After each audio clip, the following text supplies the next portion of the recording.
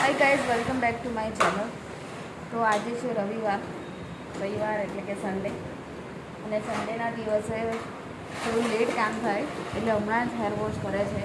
દીદીને અંશને બંનેને નવડાવી દીધેલું છે અને હવે બાકીનું કામ આપણે કરીશું.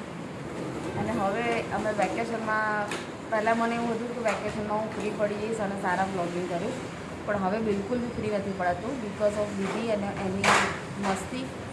કારણ કે એટલું બધું મને હેરાન કરે છે કે તમે વિચારી બી ના શકો. એટલે આજે તો એના પપ્પા ઘરે છે એટલે થોડીક ફ્રી છું, અધરવાઇઝ તો આરામથી 2:30 વાગી જાય છે.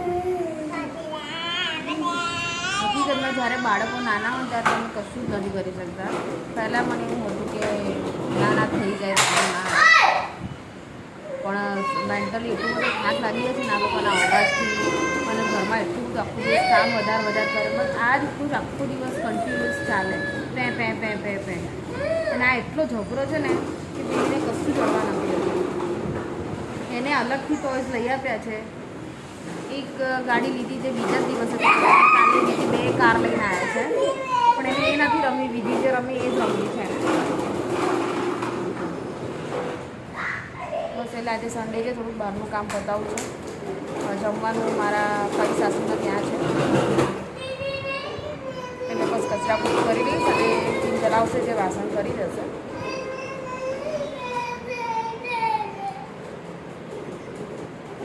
જ્યાં સુધી બાળકો મોટા નહીં થાય, સ્કૂલે નહીં જાય ત્યાં સુધી પ્રોપર હું યુટ્યુબ બ્લોગિંગમાં ધ્યાન નહીં આપી શકું, મને એવું લાગે છે.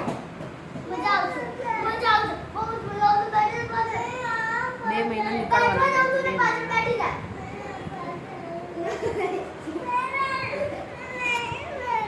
સવારમાં ઉઠીને જજુ ખાલી ચા નાસ્તો ને નાવા ધોવાનું અને હેર કલર કરેલો છે.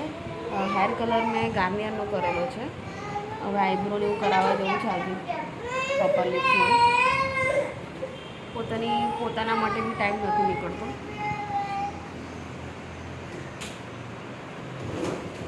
મેં એક યુટ્યુબમાં એક વિડીયો જોયો હતો, બહુ સરસ.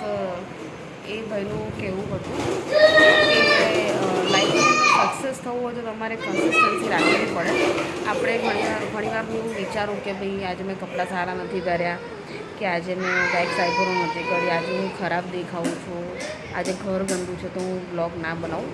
પણ એમને એવું કીધું કે તમારે વિડીયો બનાવવાના, એની હાવ કંઈ બી થાય, વિડીયો બનાવી અને અપલોડ કરો. તમને હરેક વસ્તુમાં શીખવા મળે છે. એટલે મેં આજથી નક્કી કર્યું છે કે હું ગમે તેવી પોઝિશનમાં હોઉં કે ઘરમાં ગમે તેવું પડેલું હોય, હું દરરોજનો 1-2-4 મિનિટનો બી બ્લોગ તમને સેટ કરીશ. કારણ કે એવું થતું નથી કે હું પ્રોપર રેડી થવું અને પછી બ્લોગ શૂટ કરું અને પછી અપલોડ કરું, એમાં રહી જ જાય છે. મારે આ હેર કલર કર્યો છે એના ડાઘ રહી ગયા છે હાથમાં. એટલે શોર્ટ્સ હું નાખું છું પણ શોર્ટ્સમાં એટલું બધું કેપ્ચર નથી થતું. એટલે હું લોંગ વિડીયોની અંદર ઘરનું જે બી ડેલી એક્ટિવિટી હશે, રૂટિન હશે, હું શેર કરીશ. તો જોઈએ આજે શું થાય છે.